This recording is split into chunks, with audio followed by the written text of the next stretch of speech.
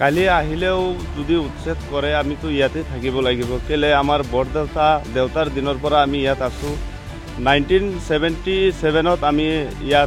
ইয়াৰ পৰা উঠাই দিছিলে তো আমাক চেণ্ট্ৰেল গভৰ্ণমেণ্টে আনি পেলাই ইয়াত বহাইছিলে তো তেতিয়াৰ পৰা আমি ইয়াতে আছোঁ আমি ইয়াতে পঢ়া শুনা কৰি পেলাই আমালোকে ইয়াতে আছোঁ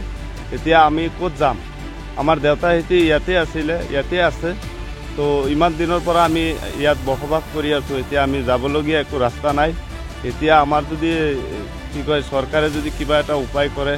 তেনেহ'লে আমাক ভাল হ'ব আমিতো উচ্ছেদ কৰাৰ পিছতো আমালোকে ইয়াৰ পৰাতো ক'তো যাবলগীয়া জেগাও নাই ক'ত যাম সেইটো কোনো ৰাস্তাও নাই যিহেতু মাল বস্তু অলপ ছাইড কৰিব দিছিলে আমি ছাইডো কৰিব পৰা নাই আমি ক'ত ছাইড কৰিম আমাৰ সৰুৰ পৰা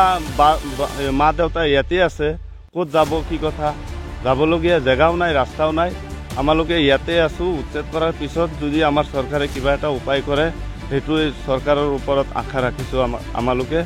চাওক আমালোকে সৰুৰ পৰা ইয়াত পঢ়া শুনা কৰি পেলাই কোনোবাই ক্লাছ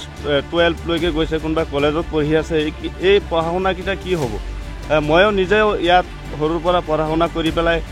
পঢ়া শুনা চলিও আছে বৰ্তমান আমি এতিয়া ক'ত যাম কি কৰিম আমাৰ যাবলগীয়া জেগাই নাই ৰাস্তাও নাই তো যিহেতু আমাক এই চেণ্ট্ৰেল গভৰ্ণমেণ্টে বহোৱাৰ পিছতো আমাৰ এইটো চৰকাৰে যদি উঠাবলৈ কৰি আছে উচ্ছেদ কৰিবলৈ কৰিছে যিহেতু কৰক একো আপত্তি নাই আৰু আমাৰ বনাঞ্চলত অকল মিয়া মানুহ বুলি আছে বুলি এইটো নহয় আমাৰ ৰেংমাই বনাঞ্চলত হিন্দু মুছলমান চব জাতি মিক্স আছে ইয়াত তো উচ্ছেদ কৰিলে মই একটা আশা কৰিছোঁ যে চবৰে কৰক খালি অকল মুছলমান বুলি মুছলিম উচ্ছেদ কৰাটো এইটো ঠিক নহয় চৰকাৰে যাতে চবৰ ওপৰতে উচ্ছেদ যিকিলা ফৰেষ্ট লেণ্ড মাটি আছে চবকেইটা যাতে উচ্ছেদ কৰে সেইটোৱে আশা ৰাখিছোঁ